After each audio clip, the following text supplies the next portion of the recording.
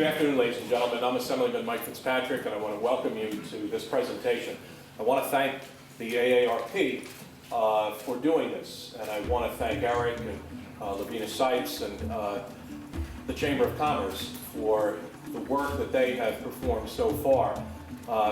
This issue, like many of you, I think we have probably a number of AARP members, or at least those eligible here in the room today. I know I am. I'm 55, I will be 55 in a few weeks, and I've spent 52 of my 55 years as a resident of Smithtown. And like many of you who've lived here a long time, we're very familiar with the problems we have on Main Street and how the problems have gotten progressively worse over time. At one time, Smithtown was very much like Mayberry, but that is no longer the case.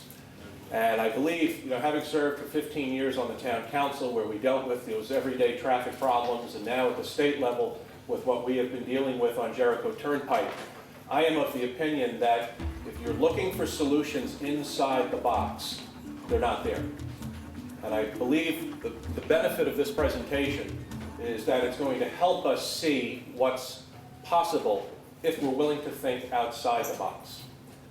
And I think pictures will tell a wonderful story here, but there are also valuable statistics and numbers that also will help us understand that we have to think outside the box if we are going to solve this problem along Main Street. Make it safer, help traffic move, and I'm impressed with what I have seen so far.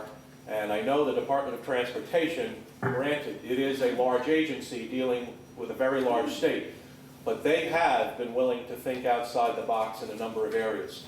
So please enjoy this presentation. Just be flexible, be open-minded, because what I have found, we used to joke about this in a sense on the town council, if you had a room full of people, you also, on a traffic issue, everyone believes they're a traffic engineer. Everyone believes that they know what the answer is. And it's natural. And some of you may look at some of these proposals and maybe say right off the bat, oh, it's not going to work here. I would just ask you to try and control that emotion and just be a little flexible, because what I found when we had that accident when we lost those 3 young people along Jericho Turnpike, the 2 high school students and the young 14-year-old boy, the proposal from the Department of Transportation was actually the simplest response. It also happened to be the least expensive response. And there were some people who wanted a median and some people who wanted to expand the road, and there were some very real complications due to the fact that we were traversing parkland. Our emergency service personnel had very real concerns about putting a median for access of emergency vehicles. It was a little more involved than people would originally think. And I remember hearing some criticism that there's no way you go down to one lane going westbound, it's never going to work, you're going to have traffic backed up all the way to the mall. Well, guess what? That never happened. And I think that the response, and what I found interesting is over at the Department of Transportation office, with the computer technology, you could actually test the proposed response. And it is absolutely amazing what technology allows you to do today. And they were able to test it, and they told us, to Senator Flanagan and myself, and members of the town board, this will work. And I believe it has. So I would ask you to just please be open-minded, look at and consider these proposed responses. If it's something you like, please share it with your friends and neighbors. If there's something you don't like, please talk to one of us, and let's begin this conversation, because I think we're all in agreement that something has to be done to improve the conditions along Main Street. And if we think the answers are inside the box, I'm of the opinion that they're not there. So thank you for being here. I think this will be time well spent for all of us, and let's get the show on the road. I'm Will Stoner. I'm the Associate State Director for AARP for Livable Communities. I do Long Island, Brooklyn, Queens, and Westchester. We have about 1 million members in my region. We have 600,000 members just on Long Island. 30,000 of them live in the town of Smithtown, Greater Smithtown. We have a lot of members here. How many are AARP members? Thank you very much. You keep me in business. I appreciate it. My office is in New York City, but really my office is out in the parking lot. It's my car. because of the size of my region and because they always keep me on the go. It has 228,000 miles on it. So you can tell that's my office.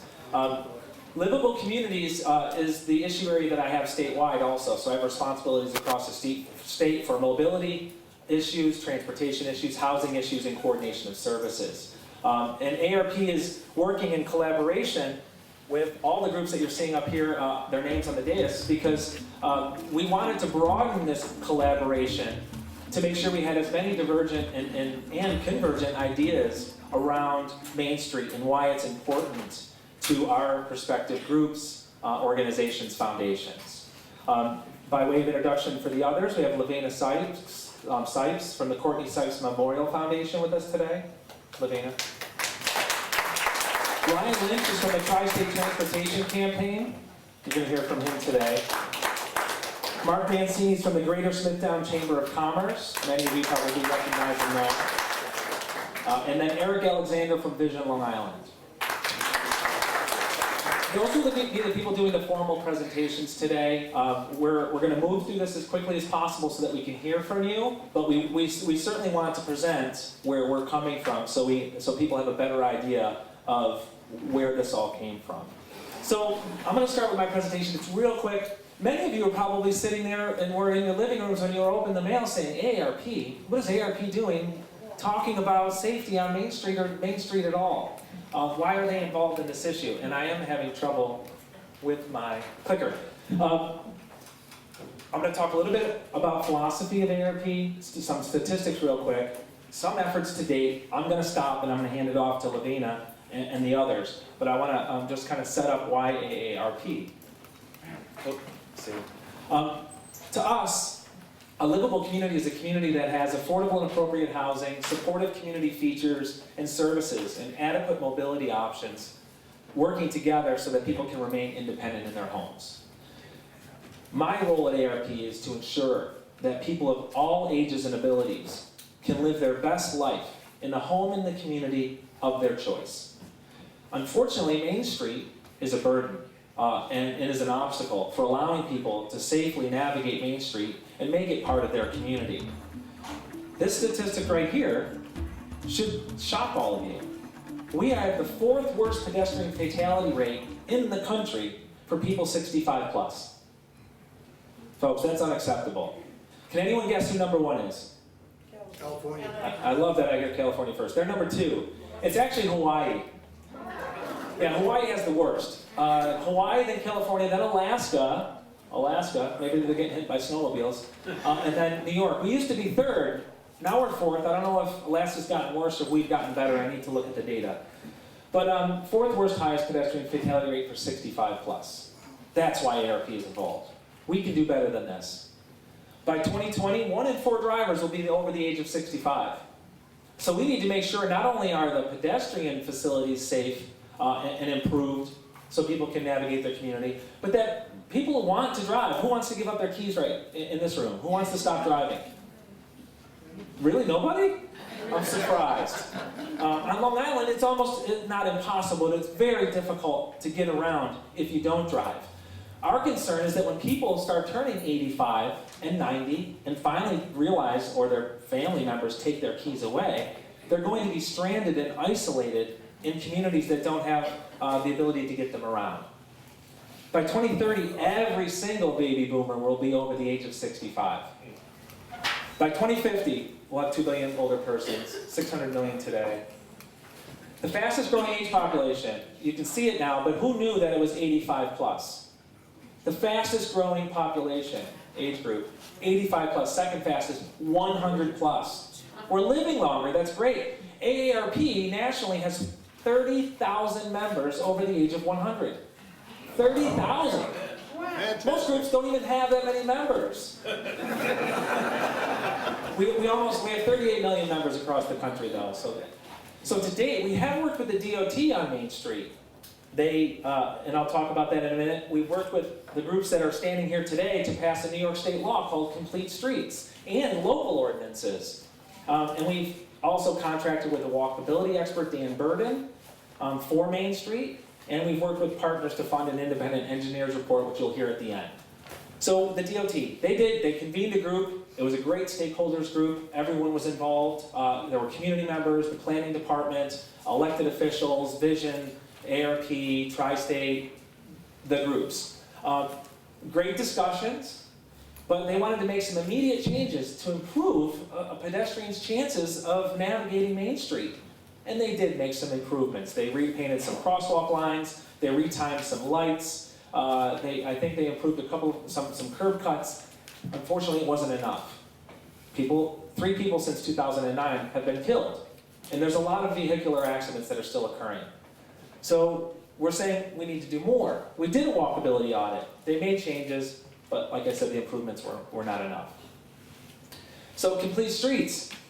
We worked with these groups in collaboration, not only here on Long Island, but across New York State to pass a state law that says whenever they redo a roadway, whenever they do, going forward, they need to take into consideration pedestrians, and they need to take into consideration bicyclists, and they need to take into consideration making driving conditions safer. Right now, our roads tend to be built to move cars as quickly as possible. And unfortunately, pedestrians are getting hit as a result of that policy. It is changing. The DOT is a good partner. They're doing their best. They're trying to do the right thing. Sometimes they need a little extra nudge. This is part of that nudge. But they mean well. They want to design roadways for safety, and they're balancing moving that traffic. But we're saying too many people are getting killed. If New York State is 4th worst in the country, we need to be very focused on changing that. The New York State law takes into account any project that accepts state or federal funding. So we're still working at the municipal level to pass ordinances so that we can make sure we affect the local streets, because I believe Tri-State stat is in most towns, 45% of all accidents actually occur on local streets. That's off the cuff. It may not be scientific from my mind, but it's a very high percentage.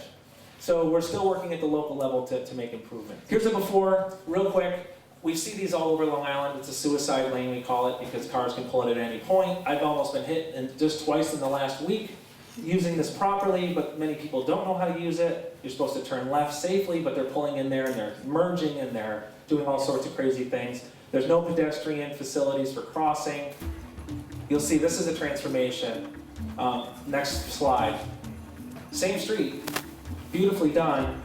This left turn lane is now dedicated. Most turns with older adults and new drivers, left turns. Those suicide lanes are very dangerous. So a dedicated left turning lane, a clearly visible crosswalk, signage for pedestrians, enhanced lighting, sidewalks, and this could potentially be a bike lane. Even with this design though, they could have designed it better by making this bus pull completely off the roadway so it doesn't inhibit cars. So even with this design, it could still be improved, but this is a dramatic improvement over the last one. This is where I'm going to stop, and I'm going to bring up Lavina to talk for a moment. I'm going to pull up other presentations. But that gives you a good snapshot, a good glimpse to why AARP is concerned about these issues. People are getting killed, older adults are heavily at risk, and we want to do something about it. We want to be engaged in as many community conversations and engage the community, that's why you got the letter, to come out and talk to us about what you're thinking about Main Street in your community. Thank you.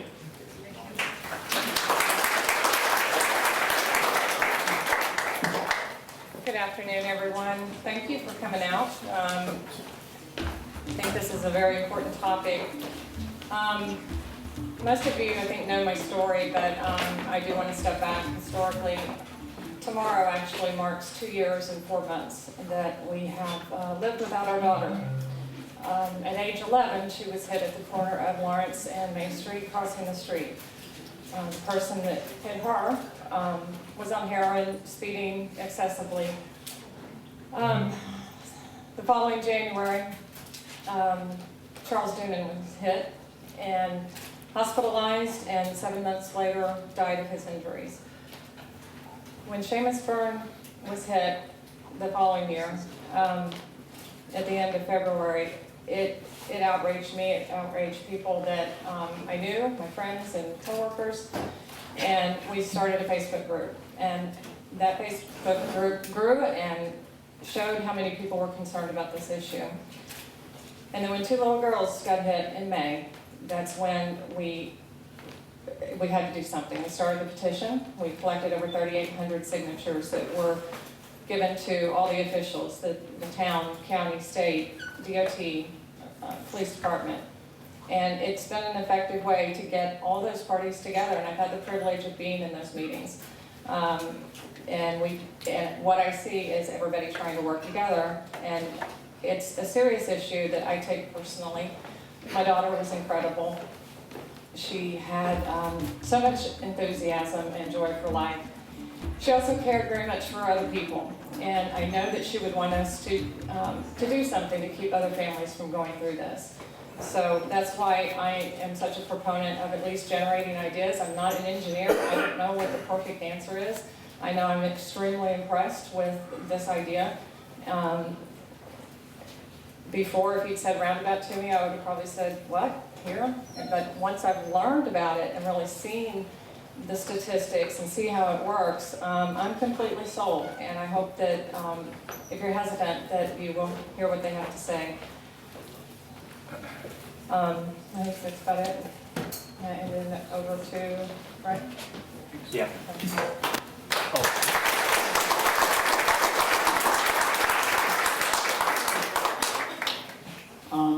My name is Ryan Lynch. I'm the policy director for the Tri-State Transportation Campaign. I just want to say thank you to Lavina for sharing her story, and thank you all of you for coming out to learn about potential safety improvements that could help prevent another little girl from getting hit and killed on Main Street. My organization is regional in scope. We are based in New York City. Essentially, our mission is to create a more balanced, environmentally friendly, and equitable transportation system in New York, New Jersey, and Connecticut. I serve as, I serve as our policy director, but I'm also in charge of our Long Island work, and that's because I may live in New York, or I may work in the city now, but I grew up in Northport, and I remember playing soccer over at the fields just across the street against the Smithtown Kickers and the Village of the Branch team, and beating them soundly. I got involved in urban planning because as I grew up here, I realized that I wanted a little bit more out of the transportation system on Long Island. I wanted to be able to walk places and feel safe and not be looked at as a crazy person as I walk down to 25A in Northport. I wanted to be able to bike to places, or just wanted to be able to feel safe in doing and having that option. And that's sort of why I got involved in transportation policy. So my organization we're a nonprofit. We don't take any money from agencies, or it's all philanthropic and fundraising. So we're able to have a clear voice on transportation policy, even if it might be unpopular. So one of the things that we do is every year we do an analysis that looks at all the fatalities in the tri-state region over a 3-year period. And we identify where these fatalities are occurring, which are the most dangerous roads for pedestrians and for walking. And unfortunately, every year the Long Island's roads happen to be at the top of that list. And it's not just Long Island's roads, but it's a certain type of road in general, and it's what we call an arterial road.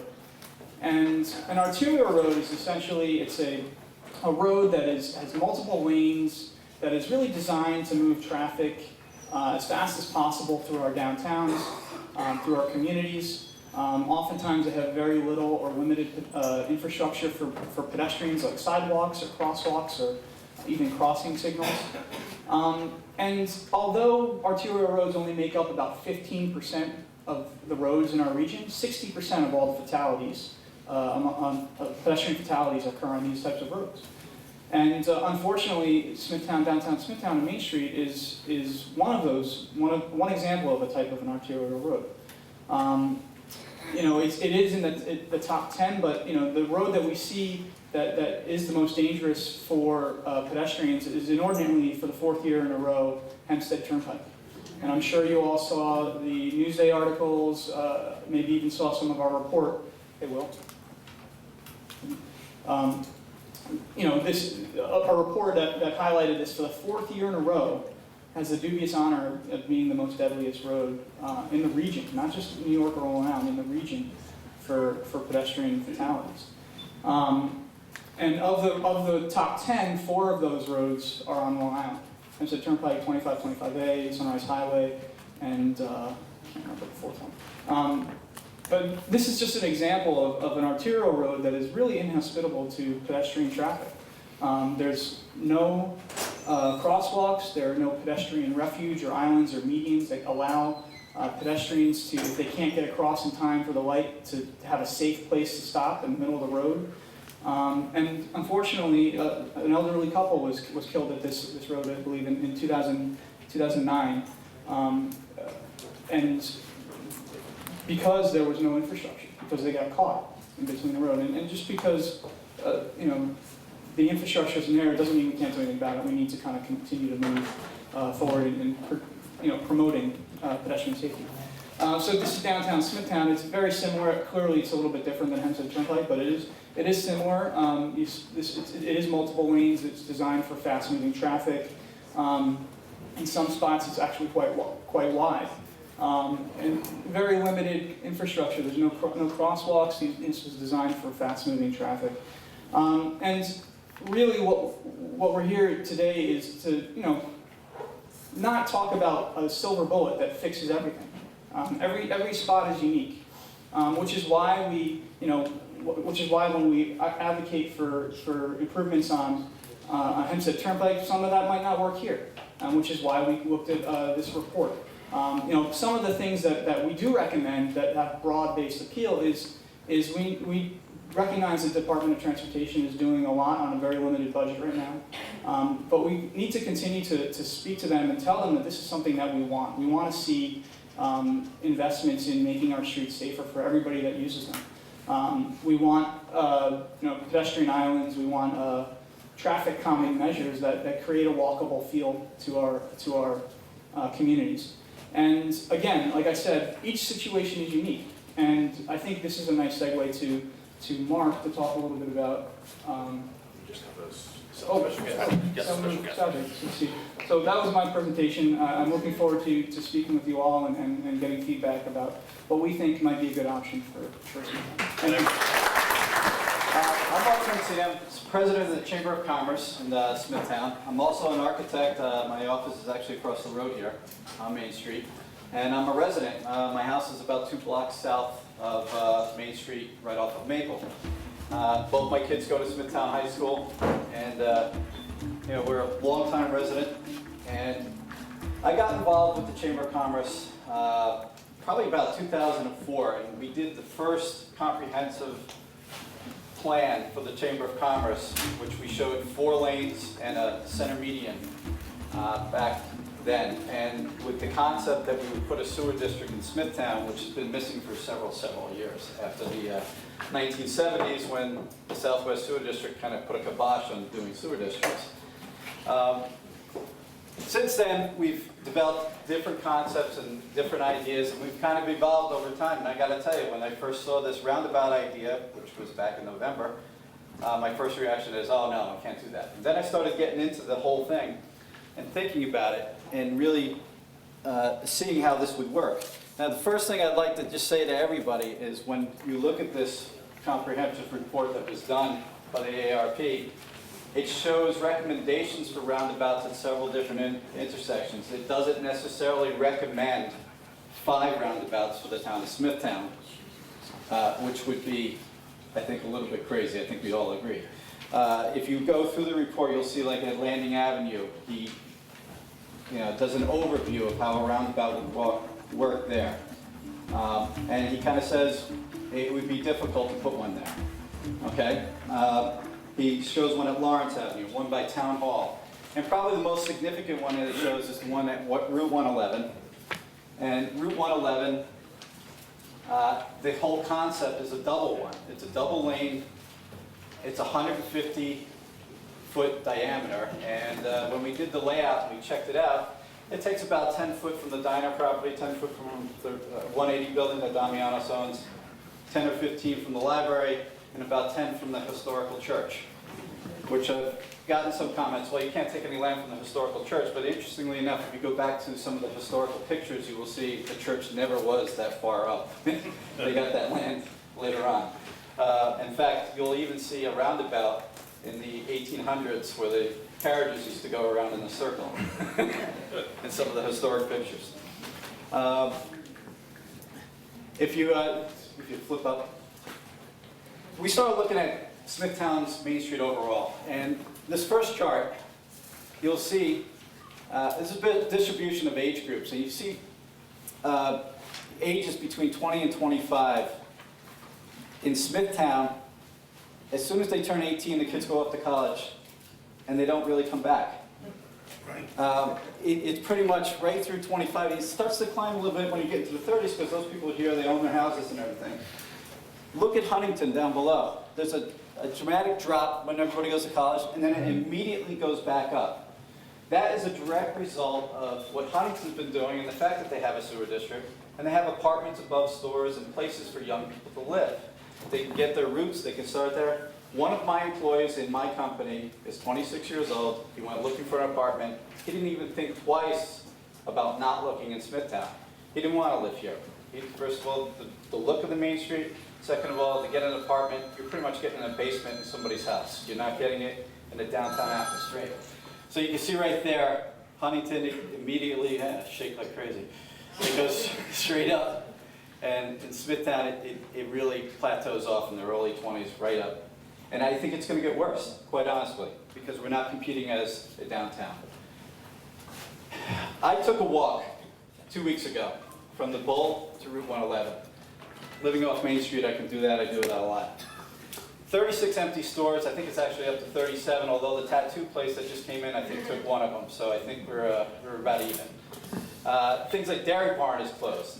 Wall-Bombs is closed. I started looking at all these things. When I ran for office in 2009, I said I couldn't buy a shirt in Smithtown. Now I'm saying I can't buy a quart of milk in Smithtown. It's getting worse. And I'm the president of the chamber. I mean, I'm the one who's supposed to be encouraging business and bringing it in. I'm getting very, very nervous about how we're going here. Wall-Bombs moved out. Well, they're having difficulties. They're going broke. They're in Chapter 11. But they chose to leave Smithtown. They didn't choose to leave Islip. They didn't choose to leave other locations. They chose here. Why? And it comes down to the fact that we are not a walk-around community. There's no ability, the destination shopping are going. And anybody know what's replacing Wall-Bombs? Everybody have a clue?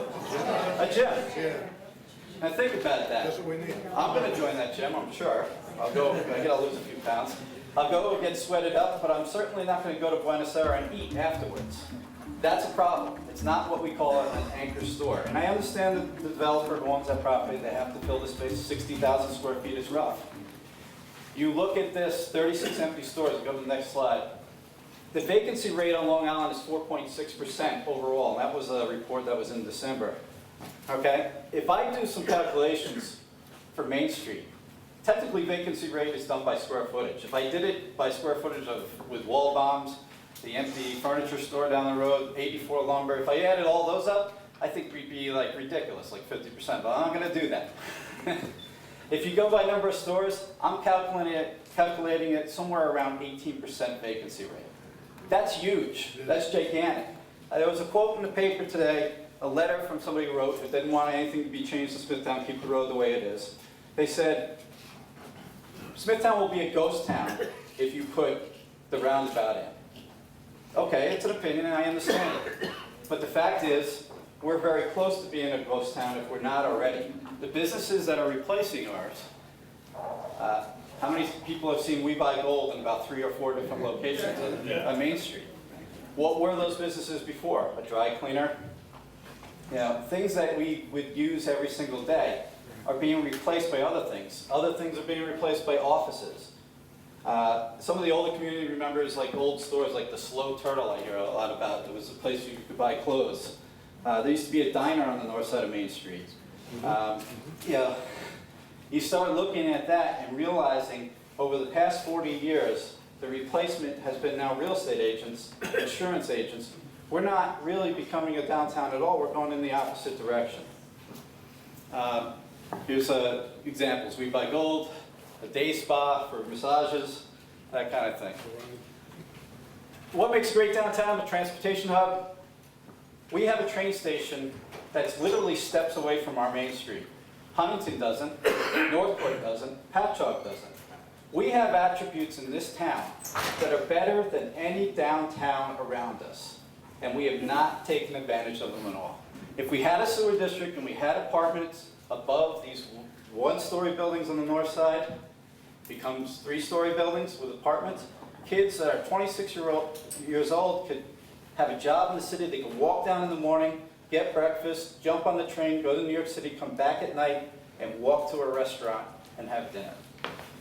That is something that can't happen in any other main street on Long Island. And we have that ability. Walkability, you know, the proposals that we made with the Center Island, that ability for somebody to have a fighting chance when they're crossing the road, if somebody is speeding and doing 55 miles an hour, for that person to have that ability, to have that area of refuge right in the middle of the road is critical. My neighbor, Seamus, was killed. He lived 4 houses down from me. Lavina's child, 2 children were hit last year. We tend to forget about that, going to a music store to get some music. 6 people over the past 7 years. I know we see the quote, 3 people in the past 3 years have been killed. 6 people in the past 7 years have been killed in this half-mile stretch of Main Street. 6.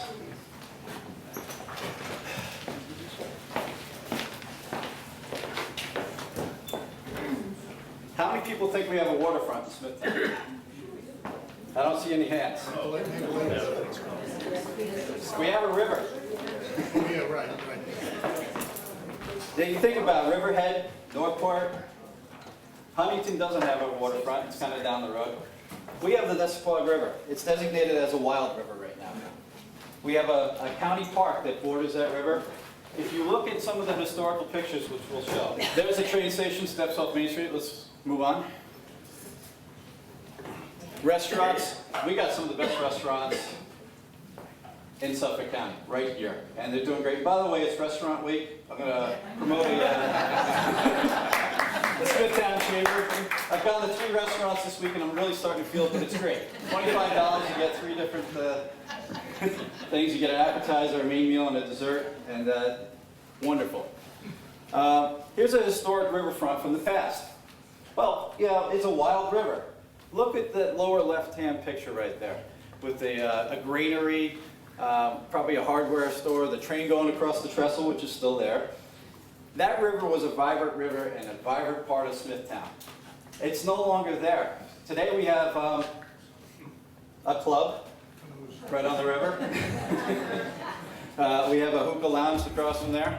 I don't know if any of you remember, it's Freedy's, right? Yes. Freedy's. Frank Freedy's, which was a resort that, in its earlier times, from what I understand, the people from the city used to come out and stay there, do canoeing on the river, and it was a vibrant place. That burnt down, and now it's a dirt parking lot. If you go in there, you'll see some of the foundation remnants are still there when you walk around. That's the upper picture is that with the riverfront right there. We have a beautiful river. We're not taking advantage of it. We haven't developed it. We haven't made it part of our culture here. The riverfront today, yeah, it's a prime example. I mean, just 1-story, 1940s buildings. The original road bridge is still there, which I think is a great feature. Wouldn't it be great if we had a walk-around area, a riverfront walk or something like that, instead of us walking through the parking lots to get our exercise? Yeah. Parking. We have plenty of it in Smithtown. And sometimes if you park on the wrong side, you'll get towed because it's not public parking.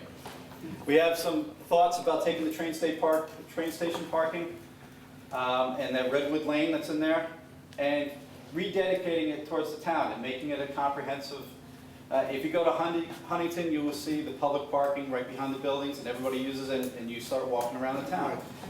I'm sure many of you go there, go to a restaurant, walk across the street, walk around. Right now, in Smithtown, you don't really think about doing that. You go to one destination, one side or the other. You don't really migrate around, go to different stores, go to antique stores that are on the side roads or anything, because they're not there. Huntington, all the side roads have developed with flower shops, you know, restaurants, antique things. It's great. And I believe this area, we could do the exact same thing. Infrastructure, I mean, we have to do something about these utility poles that look like spaghetti, there's no doubt about it. Sewer district is primary thing, and there is progress running on that. And Smithtown, and I don't know if all of you know this, but Suffolk County has identified Smithtown as the #1 place for sewers to be put in. We're on the list. They have designated some of the county funds from sales tax and things like that to go towards sewer districts. We need to put these plans in place, and we need to get them. We as a chamber are working towards getting all the groups together and getting the mindset together to get this going and get some sort of sewer district going in this town. If not in St. James as well. Kings Park, which has a sewer district but can't use it. You know, the Smithtown all over needs to be upgraded. Go ahead. Yeah, this is part of the problem. 33,000 cars passing through Smithtown a day. That's, yeah, I looked at some of the current reports. The latest counts that have been noticing are somewhere around 20,000. 33,000 does happen, and it might even go up as high as 40 sometimes, depending on if 347 is jammed up, I guess. But you know, are we going to be a highway coming through the middle of town, or are we going to make this a downtown area? And that's really what the point of all this is. You know, we have to make that decision. As residents, I think we want a downtown. And utilizing things like a roundabout, which will keep traffic moving instead of stopping it dead at Route 111 and everybody backing up behind it. If you look at the turning lane for St. James right now, it's 4 cars deep. So if you're coming up to Route 111 on Main Street and you want to make a left to go up to St. James, there's a good chance if there's 4 cars already there, you're blocking the drive lanes to keep moving down the road. That's right. And that backs up right through town. Think if you had a roundabout and everybody kind of merged into the right and you only made right-hand turns, that would keep the flow moving and it would define this area as a 20-mile-an-hour zone as starting, this is a walkable community. After 9 o'clock at night in the town of Smithtown, you will see cars doing 55 miles an hour, Yep. right? Yep. Sometimes more than that. You know, it becomes a speedway. Now, the DOT is going to do some stuff about that coming up. They're going to make the lights turn red, and when you pull up to them, they'll turn green, and then you can go. So they'll make it so that they slow down traffic. But we have to still define this area as a Main Street area.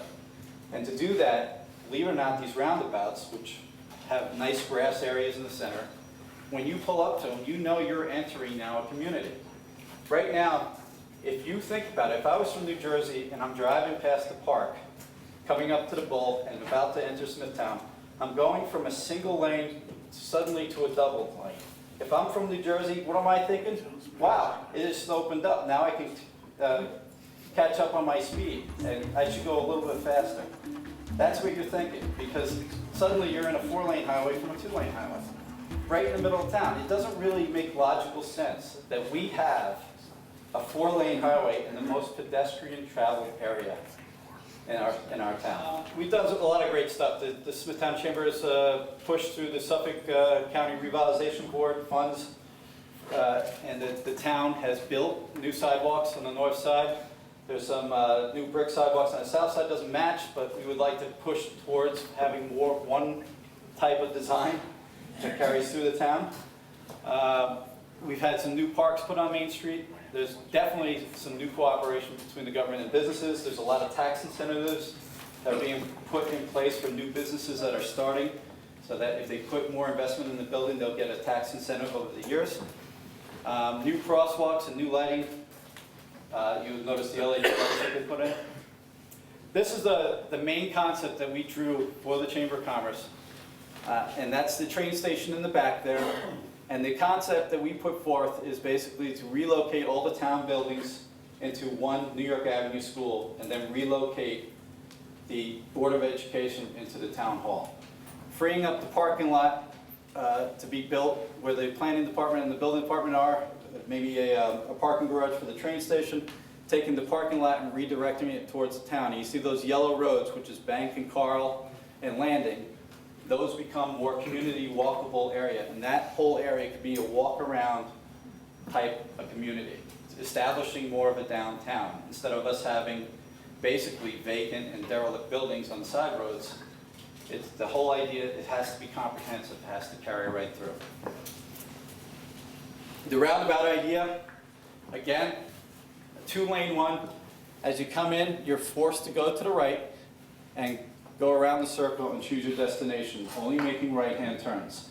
It eliminates the left-hand turns, so no longer are you stopped with 5 people behind you, and you're like looking in your mirror saying, geez, should I make my left real quick? Because how many of us have done that, going to Smithtown, and you want to make a left onto Lawrence or Maple, and you're blocking traffic, and you feel kind of guilty about it. And the whole concept of redesignating one of the lanes as a turning lane, it's not eliminating a lane out of the 4 lanes, it's redesignating it as a left-hand turn lane for both directions, and making it so that you have a 10 or 20 car deep turning area. And the roundabout eliminates that major tie-up and keeps the traffic moving. Other concepts, this particular one that's in that report is at the town hall. And that one is what they call a mini roundabout. It eliminates the light, but it still makes you slow down to a reasonable speed and not try to blow through town. It's a concept that could be applied. It doesn't necessarily have to be. You could do more with, or you could do turning lanes as well with raised islands. But that's one of the options that's in that report as presented by Dan Burden and his engineer for the AARP. The fence. The fence I've been hot and cold about, I gotta tell you. After the major issues in 2009, the state DOT chose to put a fence up to stop people from crossing. What it tells me is that we have a problem and we didn't know how to fix it, so we threw a fence up. It's, it does, and I gotta tell you, some of the bar traffic, I do see vaulting the fence all the time in the evening. And, it just basically, states that we have a problem, but it doesn't really fix the problem. The fact is, unfortunately, a lot of the people who've been hit have been in the crosswalk. And that's fact. And I've heard some people say, oh no, they were jaywalking. I think I've crossed the road, I probably cross it about 20 times a week. And sometimes you're in a rush and you want to get through, and it might be a red light, and you kind of time yourself in Smithtown. You get used to when the light is clear and when the turning lanes are clear, and you have to cross. But yeah, just please keep in mind, 5, and I know Carl's here, but he put a article in that said 5 turning lanes proposed for Smithtown. That's not necessarily the case. All right? As you know now, hopefully you know, if you came in late, I'm not a traffic engineer. I'm not an engineer at all. I actually went to college to be an engineer, but after taking physics, engineering, and calculus all at the same time, I couldn't do it. I'll admit it in a public forum, I couldn't do it. So I changed my major to political science, and it's made all the difference in the world. I hope after today you'll think I'm the best advocate for AARP you've ever met. I'll just touch on some key points from this report. This is pulling some information from page 6, as you can see from the presentation. You're going to see some pictures that Mark already went over. But some of the short-term solutions that this report recommends. Michael Wallwork does not work for AARP. He is a consultant and was contracted by Dan Burden. Dan Burden is a national walkability expert. People from pretty much any state DOT and US DOT know the name of Dan Burden. And that's why we brought him into Smithtown, because we knew there were some unique challenges for Smithtown and that he has come up with unique solutions. So Michael Wallwork was commissioned by AARP, the Greater Smithtown Chamber of Commerce, the Courtney Sipes Memorial Foundation, Vision Long Island, and Tri-State Transportation Campaign. We all pitched in to pay for this engineer's report because they're not cheap. But it was an investment that we wanted to make as these 5 groups because we knew it was going to be worthwhile and give us a tool for some best practices and some ideas. We think they did a really remarkable job. So some of the quick fixes is, I mean, they've done some of this already, but enhancing the crosswalks in general, just making sure that pedestrians are more visible while in the crosswalk is helpful. We know it works. In the past, they would only, when they restriped the crosswalks, they would only do the ladder markings in crosswalks near schools because they wanted to really designate, let people know you're in a school area. But now that they've been moving more and more nationally to putting in ladder markings, which is more lines, more visibility. And now they have the really fancy lines, and many of you have probably noticed them. They're staggered lines. They're not precisely separated. Does anyone know why that is? I know we have an engineer in the room that's going to know. It's because they'll last longer because the tires of your car are predicted to hit those lines less often. That's why they're in those positions that they are. So they have to repaint them, or it's not really paint, it's actually tape. But they have to retape them or repaint them less often, which is good, saves us all money. But they're using a higher visibility white to make sure that people are more visible too, and these crosswalks are more visible. It helps, but short-term solutions. And that's the ladder style. Encourage more traffic on the Smithtown bypass. That's what it was created for. They need to start putting visual cues. And they need to look at the timing on the lights. Are the lights actually contributing to vehicles speeding? When we were doing the walkability audit that day with Dan Burden, he had a gun, not a real gun, not a 357, but a speed gun. We were clocking cars and delivery trucks, large delivery trucks doing 50 miles per hour at 9 o'clock in the morning. That's pretty scary to me. I wouldn't want to be crossing. So some longer term, there are more options listed in this document, and I'm going to encourage you to read it on your own. And comments can continue past today. My information will be at the end of this presentation. You can send them directly to me or anyone else that you heard from today. But I don't mind being the point person. If you have comments based on this full report, please send them my way. And we'll continue to talk as a group. But installing better controls at intersections, such as small roundabouts. The mini roundabout ideas, especially for emergency vehicles, they can drive right over the roundabout part because it's only a small lip. It's not a full roundabout, so they don't have to travel around it. They can actually, in an emergency, travel right over it because it's just a small raised edge. And then, of course, the 2-lane roundabout that Mark talked about earlier. The mid-block crossing, if you can slow down traffic, if you can mitigate speeds of traffic, you can put that mid-block crossing back where that fence is. The reason people are jumping that fence, I came to Smithtown 5 or 6 years ago, and they had the bushes there. I crossed mid-block. I didn't work at AARP yet, I didn't know better. But I crossed mid-block because I was going to visit one of the fine drinking establishments they had on the north side of Main Street, which happens a lot. I was jaywalking. But the reason is because I was too lazy at my age to walk to the signaled intersection to cross legally. So if they can slow down traffic with the roundabout idea, timing the lights, whatever it may be, you could potentially put that mid-block crossing back in, but they can't do it now because it would be too dangerous. And then there are some best practices that are mentioned on page 9. So Michael Walwork, I forget his full credentials. He's from Australia, and he was the director of all of their transportation departments, mobility, human services coordination. He's the engineer that in Australia they do everything. They coordinate all mobility. They don't have different people doing different jobs. So he really knows his stuff. And his recommendation was we need to slow all vehicles at points of pedestrian conflict. How? Well, one of the suggestions, of course, is the roundabouts. And as Mark has already pointed out, it's not necessarily putting in 5 roundabouts at every possible intersection, but exploring where it's feasible and where it will actually have an impact. This is all in this document, in black, and actually in color.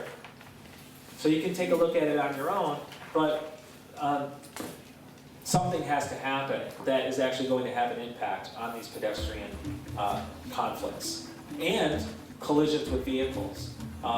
As you've heard over and over, is that the current situation is not working, and many of us believe that the immediate proposal from the Department of Transportation won't be a long-term solution either. We hope it has an impact. We hope it does. We're not that confident, so we're hopeful that if in the near future they recognize that it's not having an improvement on the community, that they will consider something a little bit more comprehensive, as Mark has laid out and as you'll see in this report. Click through. You can check these pictures in the report. Let's get to I think the last, maybe the second last.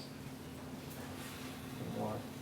Yeah, and this is one thing that hasn't been brought up yet, but this is a potential. I don't want to call it thoroughfare. It's a potential strategy, a design to enable drivers that are going to visit the Main Street businesses to come from behind the businesses on the south side. And that would relieve some of the pressure on Main Street also. And they could approach from the south side. And that's in your report also. And the reason that helps, Ryan tries it, is because it just provides an alternative option. We call it gridding it out. So if all the traffic is funneled down to Main Street and there's no other options, that's why the traffic is so heavy. So if there's another option there, it's called gridding it out. Yeah, especially if someone's going to stop and go shopping, it would make very good sense for them to go in that secondary route because they know they're going to stop and be able to go shopping. Thank you, Ryan. So more comments. These are all listed in there. But the benefits of roundabouts, this is the statistic that always sticks with me.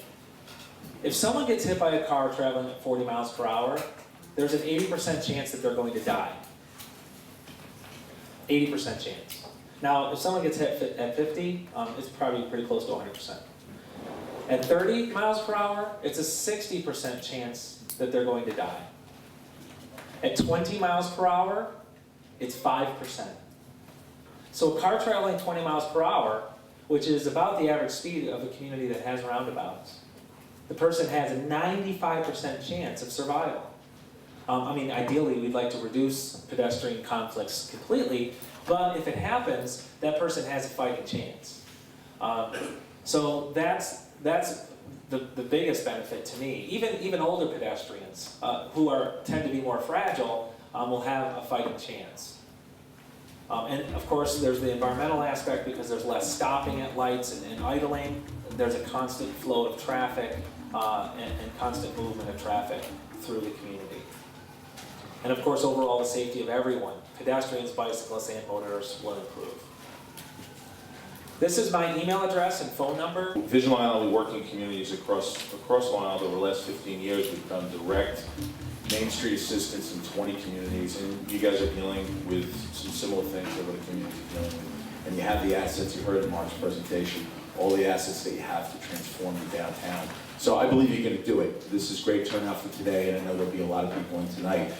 Okay, so the changes are currently more folks are across Long Island are focused on transportation safety. There was a law that was passed called Complete Streets. There are traffic calming projects across Long Island that are being considered in downtowns.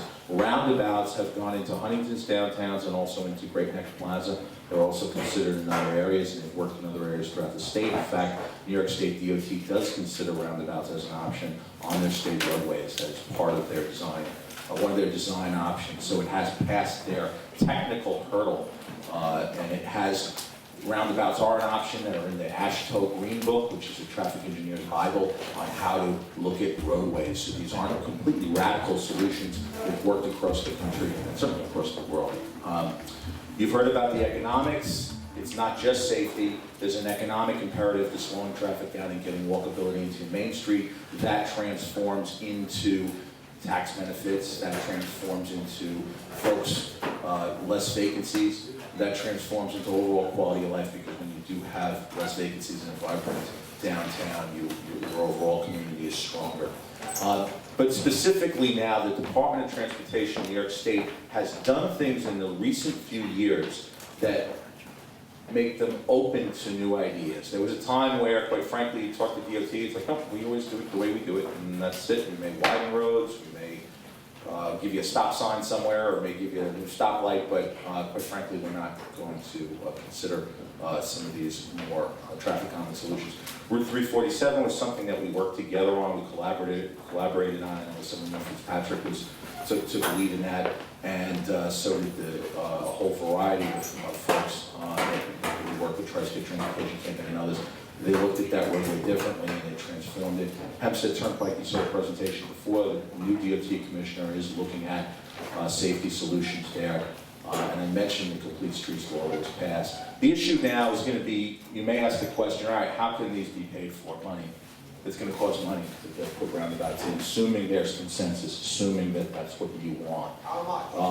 And we don't have an answer specifically on that. It would depend on how many. But I just want to say that there are a number of ways that you can get the money, whether it be through the DOT capital budget, whether it be through budget modifications on projects that are not moving forward in different parts of Long Island. Direct federal support. We've had federal officials part of this process. They are monitoring this roadway and these recommendations. There are Safe Streets Traffic Calming Funds, a separate pot of money that is dedicated to these types of solutions. There are Long Island Regional Economic Development Funds that if the community came unified, there's an application process in round two. If these roundabouts are considered a benefit to the downtown, an economic benefit, that they could be considered for economic development funds in the next round. There is a proposal on the state level for something known as an infrastructure bank, which brings in some private dollars into roadway and other infrastructure improvements. That's state and federal dollars. We're not even talking about town resources, which sometimes need to be a match, or county resources, and we know the county is kind of broke. We know the county exec is having a hard time with this budget, but just looking at state and federal funds, there are ways. So my point is, you don't take no for an answer, and the reason why our organization and others came together to invest in this engineer's report is because we wanted to have these ideas tested. We wanted you guys to really analyze every option. And so read the report, review it. You're going to get a lot of questions answered, and the ones we can't answer today, we're going to follow up with you. But keep your minds open. Work with your neighbors and businesses on moving these forward. I mean, unlike other communities, you're unified. When your chamber, these civic associations and residents are united with your local government, things get done on Main Street, all right? Things get done. And if these types of solutions are what you want, you can get them done. And I just say don't take no for an answer, if that's what you want. So let's move on with questions, and Will, back to you.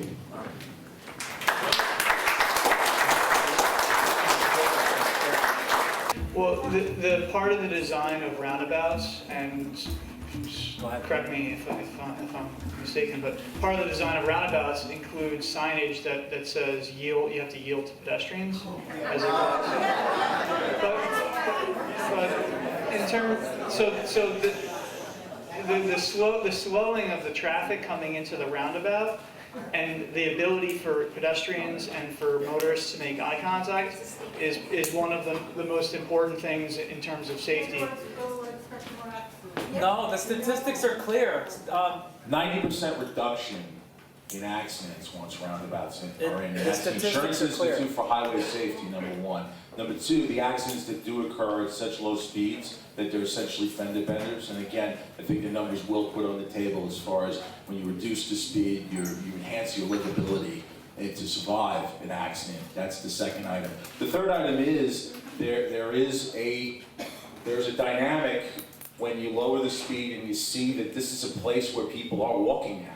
And you do calm your driving, and you should go to places where roundabouts are, and you'll notice the low speed and the safety that is enhanced. Great Neck and Huntington are great examples, but there are areas outside Long Island where these have worked, so. In regard to impaired drivers, you're not going to eliminate every factor. But if you change enough of the factors that you can control, you can improve a pedestrian's chances. This is the society we live in, and unfortunately people still decide to get behind the wheel of their car, heavily influenced by alcohol or drugs. But in the current environment on Main Street, there are very few cues that pedestrians will be crossing on Main Street. But when you have a change to Main Street. Let me explain. Right now, if you cross Main Street, it's exactly 40 feet from curb to curb. If you recall last year, and I heard the comment about only impaired drivers hit people, that's not the case. There's two young ladies who were crossing the road last May, a year ago. Traffic was stopped going eastbound, completely stopped, jammed up, like it usually does from 111 back. The two young girls were going to the music shop to get their music. They walked between the two cars that were stopped, and the people, I'm sure, waved them on even. And as they crossed through, they didn't realize to look to the right and see if the traffic, which was moving at about 30 to 40 miles an hour going the other direction, and they were hit. They were hit by a woman who was actually left my building, and it wasn't her fault. She didn't know the girls were going to step out, and she had no chance. Now, if you think about for a second what that roundabout does, and what you saw in the video, it provides that area of refuge in the middle. And you're crossing one lane at a time, you're looking at the direction the car's coming, you get to the area of refuge, you can stop, and now you can look in the other direction. It gives you that chance, it gives you that pause. Right now, if you cross at Lawrence Avenue, it actually will count down the seconds for you to cross. If you stand at the intersection of Lawrence, and you watch that count down, you make sure that you look to the left, because if people are making a right from Lawrence Avenue, they have a green light to go. And if you stop and you wait for those cars to make that right-hand turn, and after 3 of them go by, you've got about 4 seconds to cross that road, 40 feet, with no intermediate island in the middle. So the roundabout, the islands are safer. The funding issue, the project that's underway right now on 454, 347, this is phase 1.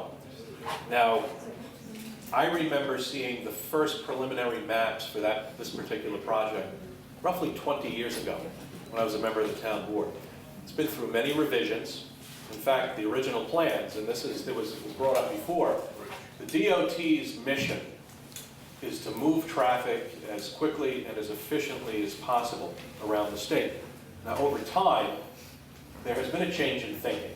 In fact, if you could see the plans of what that project is going to look like when it goes all the way out to the town of Brookhaven, there has been a change in the thinking of the DOT. It is more pedestrian friendly. It will be more aesthetically pleasing. It is designed to move traffic, but it also takes into effect the livability issue. There will be plantings, there will be trees, there will be medians, there will be a bike lane. So there has been a sea change over time in the thinking of the Department of Transportation. And that is, I know Governor Cuomo supports the new thinking. We have his support. The commissioners, the last couple of commissioners of transportation have made it their business, their priority, to make sure that these projects are more livable. The amount of funding, exactly, I can't give you off the top of my head how much this project costs. I can get that for you. But if this conversation, and this is what we're starting today, is a conversation about our Main Street, this is a state road, the concept or the design of a modern roundabout. And yes, there are skeptics in the audience, and this is healthy. This is all part of the process. But if we decided today that, yes, we want a roundabout right in the heart of Smithtown, it will take a number of years to bring that about.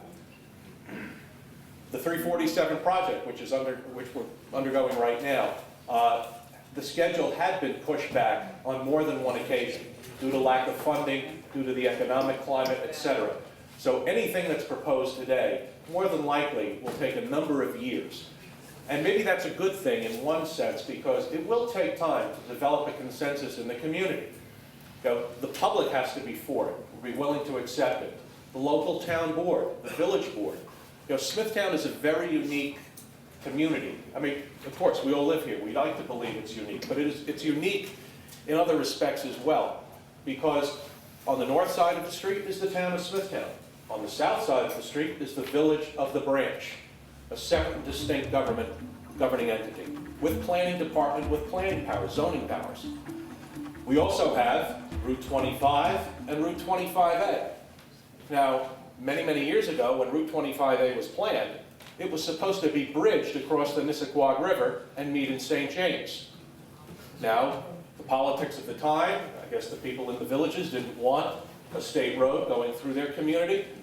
Things changed. The road was rerouted down the bank of the river. It meets at the Bull. It goes through downtown Smithtown, and it splits again, Route 25A up through St. James. So what's unique is you have two distinct governments on either side of the street.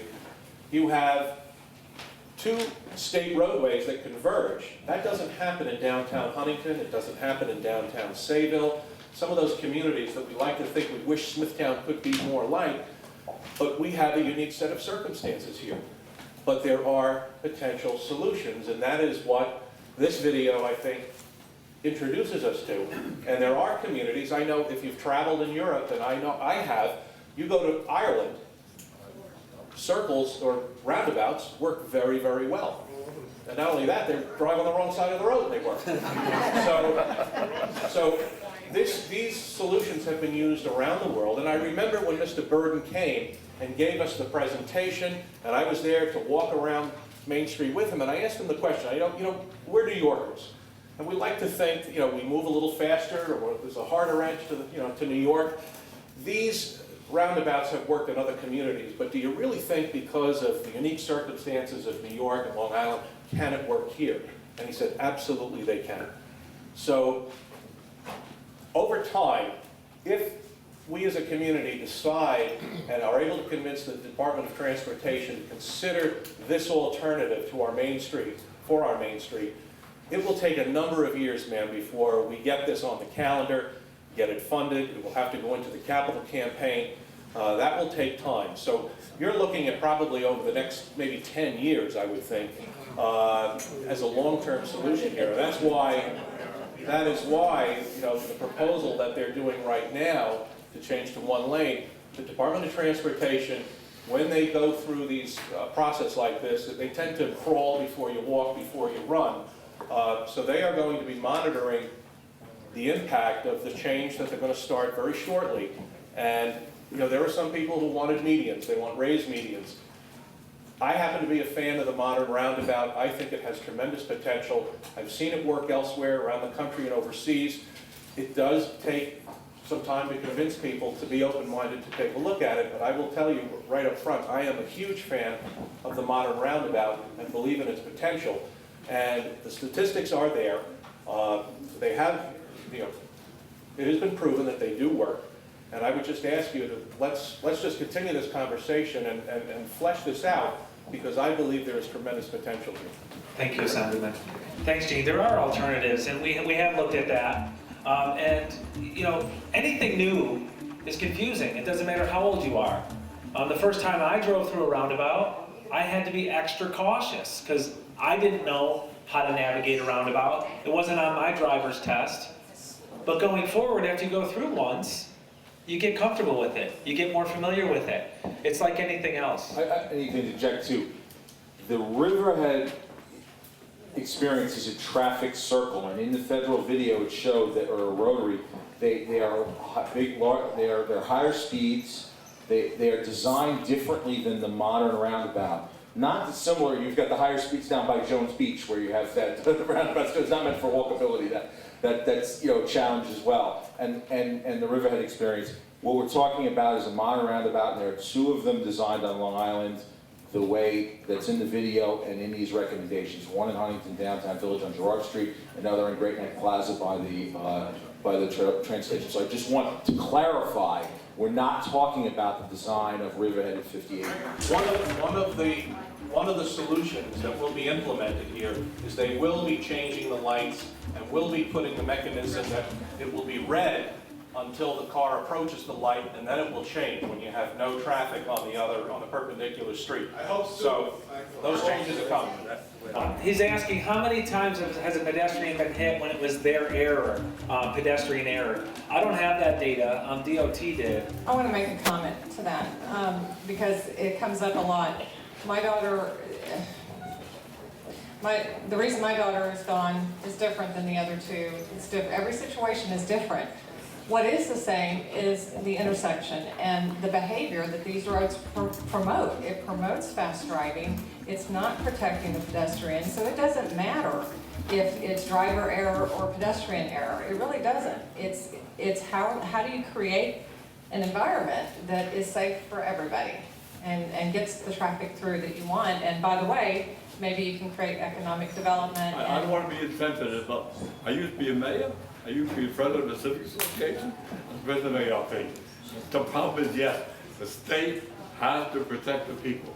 But remember, the people who caused the accident, if it's not their fault, they suffer too. So it's wrong, I'm very sorry for what happened. But remember now, if I decide to walk in the middle of the street in the middle of the night between two dark cars and I get hit, it's a horrible thing, but these people have now developed a roundabout.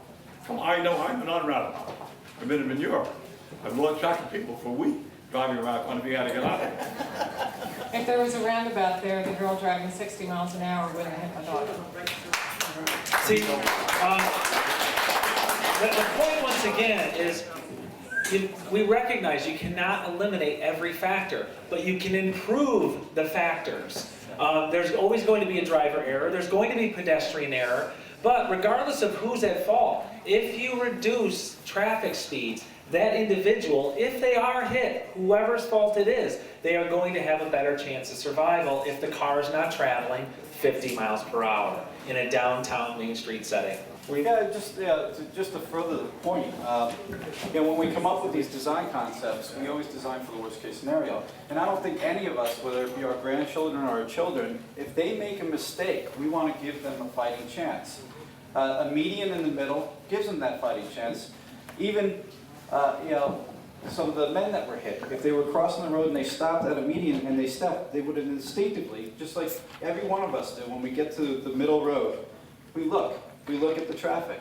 If it's a wide open stance, yeah, we're going to make a mistake. Even if I walk home, I live 3 blocks from Main Street, maybe I'll go to Nappertandy's to have a couple beers. If I'm crossing the road and I'm a little, I need to have a fighting chance, just like every pedestrian does. And 2 young girls crossing the road and making a mistake doesn't justify us not changing a road that does not work.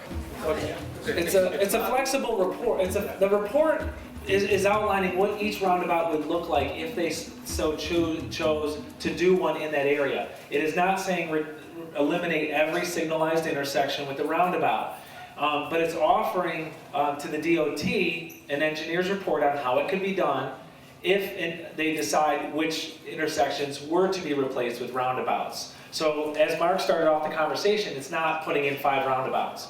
Well, as a report, if you look through it, there is 4 other locations that they're talking about a roundabout.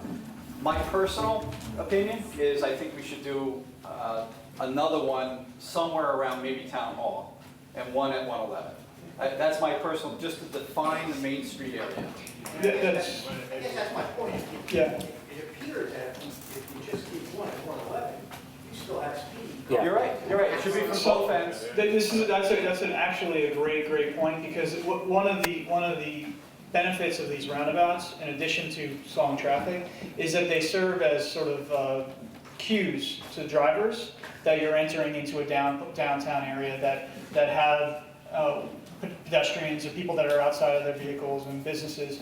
And there's it's interesting, I mean, there's a psychology of driving that, if you're driving on wider roads, you drive faster. If you drive on narrower roads, you drive slower.